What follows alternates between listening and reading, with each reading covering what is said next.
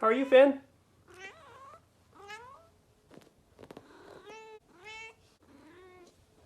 Who's a good boy?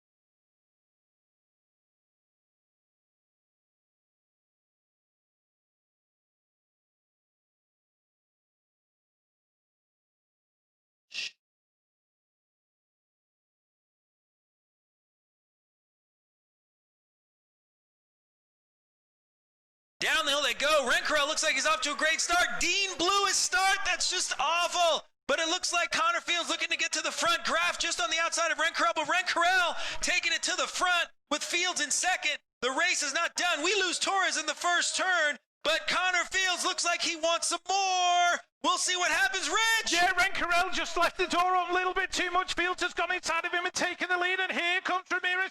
Renkrell's blown it. Graf